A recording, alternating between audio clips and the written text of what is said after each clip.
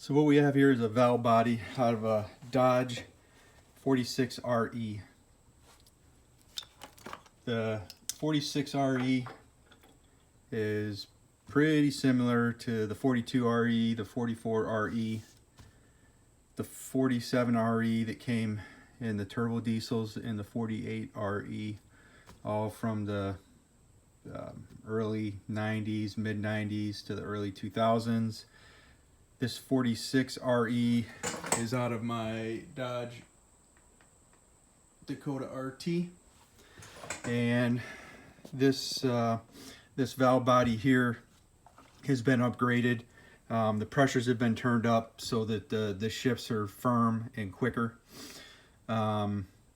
So because this is an electronic transmission, you have your governor pressure sensor here, and then you have your pressure sensor here.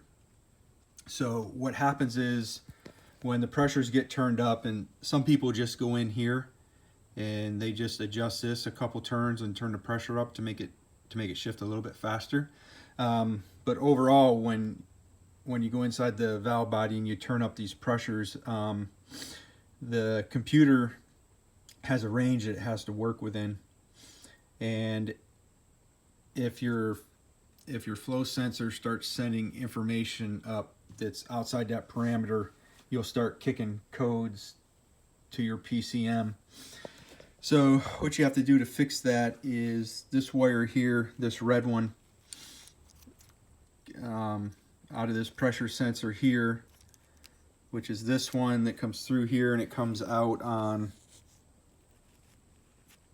pin number 2 in here going to the PCU.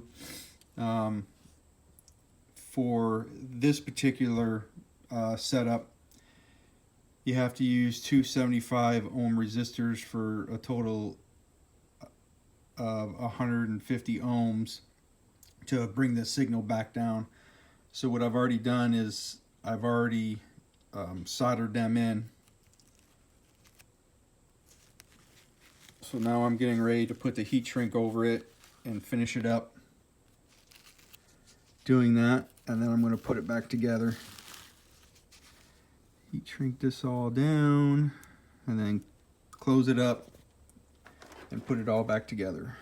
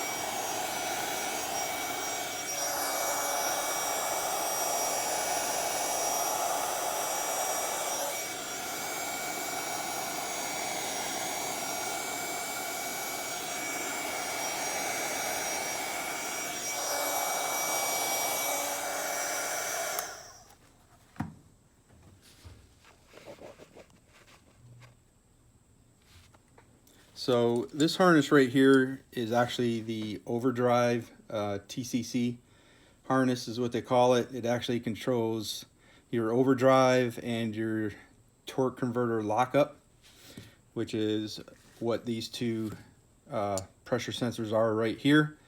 But it's also the main harness that runs through for your hookup going to your PCM.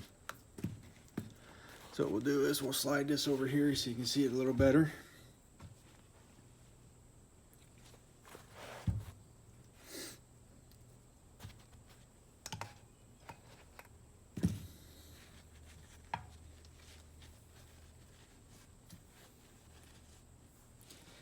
So this isn't rocket science here. It's pretty simple. You can see the two pressure sensors there, which are those two. They go right there. 3 screws here.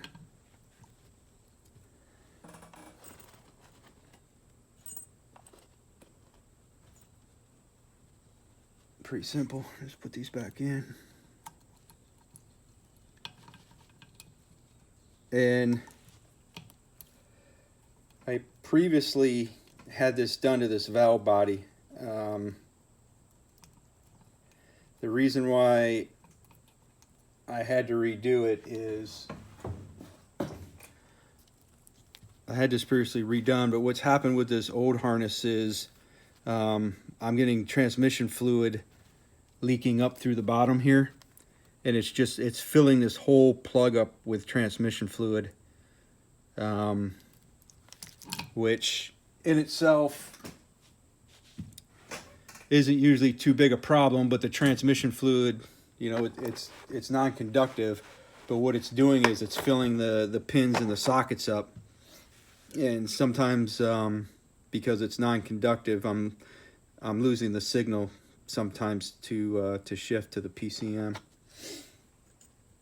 So I went ahead and bought a new harness, and then I put these resistors back in line in this new harness. So I thought I'd make a video and show everyone what I do with it. Now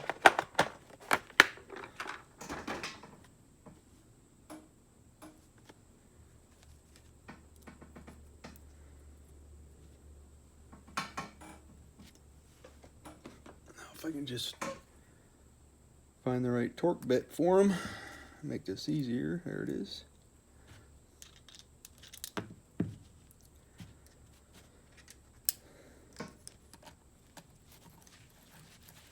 So again, not real difficult. I think some of the early Transgo kits used the resistor, and then from what I read online, I think some of the later ones, they stopped using it. I know the Martin Sane valve body kits, they still use the resistor, and that's what I have in this one. And his kits are awesome. You can't get a better. It's not a kit. When you get his, he sends you a fully modified valve body, and then you have to swap you take your valve body out, you take this harness off, and you take your governor pressure sensor, this whole block off, and your flow sensor, and you swap over to your valve body, and then you send him your old valve body back. But he sends it already modified. You don't get a kit like you do Transgo.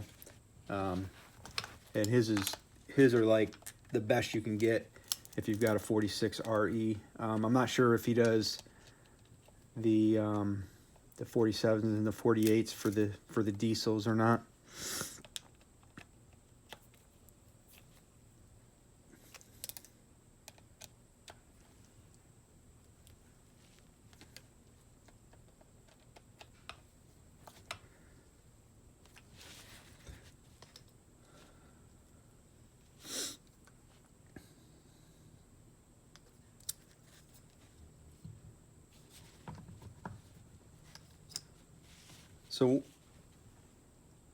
So one of the other things that I want to mention is if you're going to take your valve body off and you're going to do any work to it, the best thing you can do is this governor pressure sensor right here.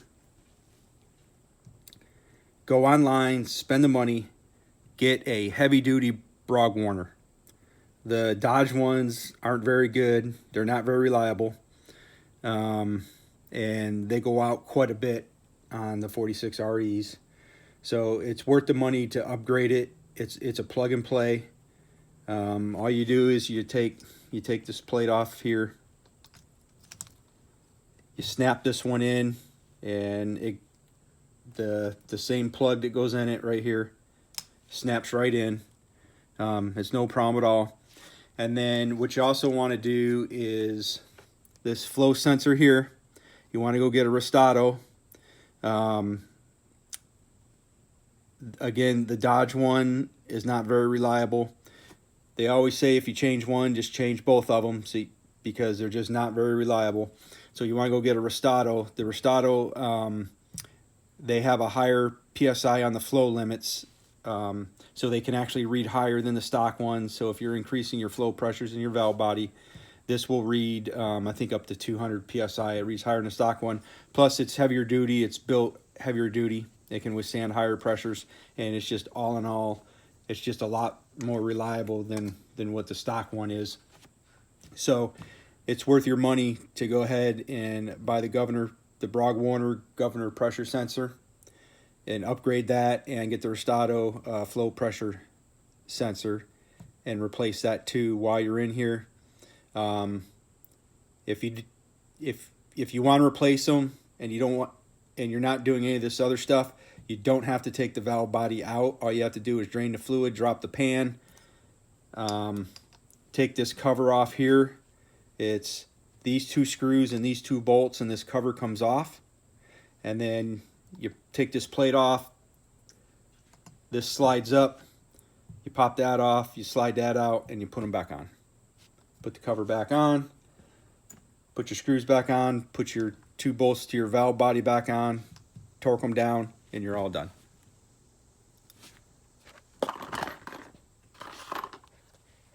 Then of course your filter goes here with these two bolts. That's where your filter port is.